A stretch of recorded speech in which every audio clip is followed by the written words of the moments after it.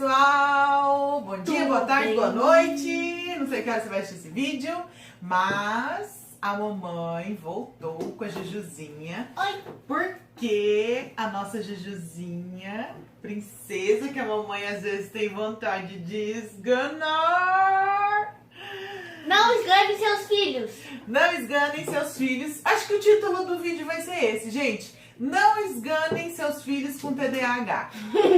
Certo? Porque tem vezes... Vou Eu dar um acho que a gente recado. vai precisar dar uma arrumadinha aqui, ó. Tá parecendo muito esse guarda-roupa. Erros de gravação. Erros de gravação.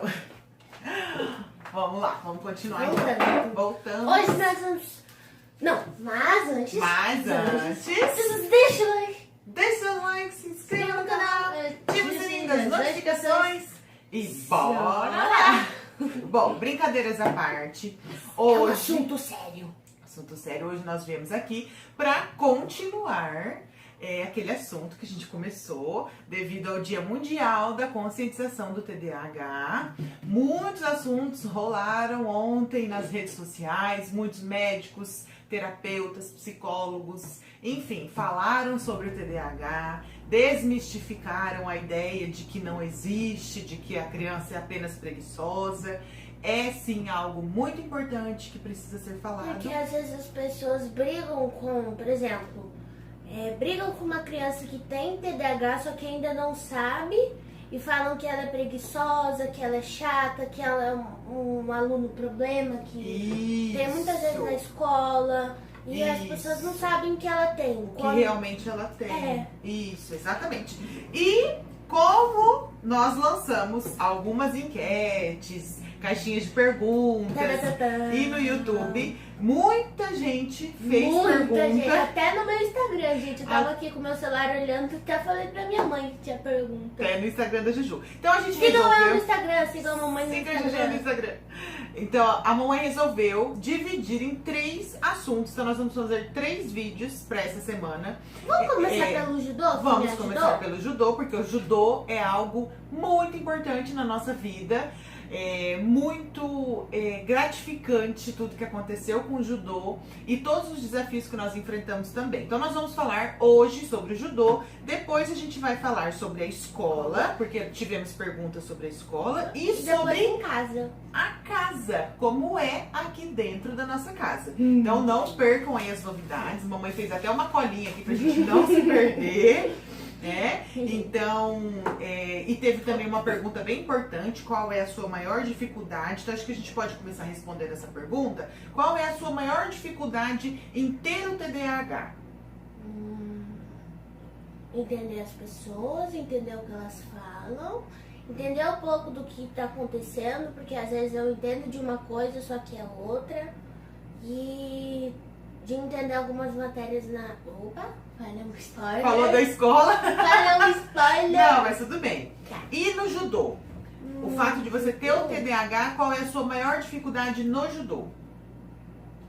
Se tem algum golpe difícil, aí eu não consigo entender, daí eu tenho que perguntar pro sensei se tá certo ou não. Prestar atenção nas ordens do Sim. sensei. Sensei, gente, pra quem não sabe, é professor em chinês.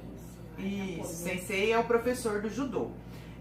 Então a Júlia tem bastante dificuldade em prestar atenção no que o sensei fala. O sensei tem que estar sempre: Júlia, Júlia, Júlia, esse golpe, Mas não é essa por mal, entrada. não é por mal, Exatamente. gente. Não entendam outra coisa, não é por mal.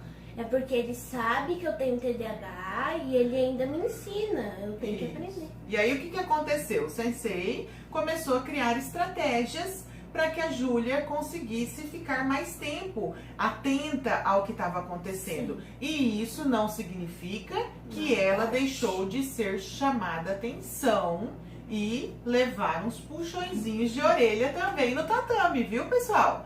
Júlia leva muito puxão de orelha, porque a gente precisa saber também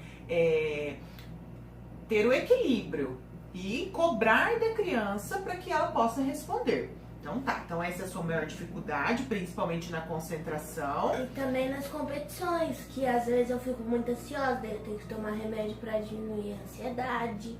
Isso. Gente, eu nunca vou esquecer um campeonato. É muito bom. Que eu tava entrando, aí eu pesei, eu tava me tremendo, minha mãe até sabe que eu tava assim. Vamos ó. falar, pessoal, todo campeonato tem uma pesagem. Sim. E antes da luta, os atletas fazem essa pesagem. Pra ver se tá de acordo com o peso, se precisa subir ou se Isso. precisa perder mais. Jujuzinha é bem fortinha, então o peso dela é sempre o máximo. Não, Agora a eu mudei. gente tá mudando, mas no começo É. foi. Aí eu pesei e tal, só tinha uma pessoa no meu peso. Aí beleza, eu tava lá, tremendo toda, eu tava assim, ó. Aí a gente comeu, tomou café, porque a gente tinha saído muito cedo daqui. Aí quando chamaram, que eu era sub-11, que nem futebol, só que tem alguns que pulam. Ai, Todos os esportes, né? Tem Todos. as suas categorias. aí eu comecei a chorar. Eu não, é porque na época eu não sabia o que era concentração, a área de concentração. Você senta, eles chamam. Aí, Posso contar? pode. É muito Gente, já teve vezes da Júlia não querer colocar o kimono não. e tá chamando pra concentração, e Eu ela não, quase chego atrasada. ela não quer colocar o kimono, ela começou a chorar porque ela não queria colocar o kimono. Teve vezes dela perguntar pra gente 697 vezes quem era a adversária dela, como era, de onde era, inúmeros episódios que Mas envolviam agora eu a já tô ansiedade. muito melhor. Agora eu nem olho pra minha mãe, eu falo, tchau mãe, tô indo. Isso, aí com os tratamentos, com as terapias, com a medicação, tudo isso foi melhorando. Mas teve um campeonato muito importante, bem no comecinho da descoberta, de quando a gente estava fazendo os foi primeiros brasileiro, tratamentos, foi o primeiro brasileiro regional da Júlia. O que Tinha aconteceu? três contando comigo. Tinha duas meninas do meu peso. Adversárias, É. isso. Aí eu Não pesei- foi aqui no estado, não, foi em outro estado, a mamãe Foi não em estava Goiânia. junto, só tava o papai. Foi em Goiânia. Aí a Isso. gente pesou, foi pro ônibus e tal. Aí é que tinha uma categoria antes da minha, então eu Isso. esperei um pouco.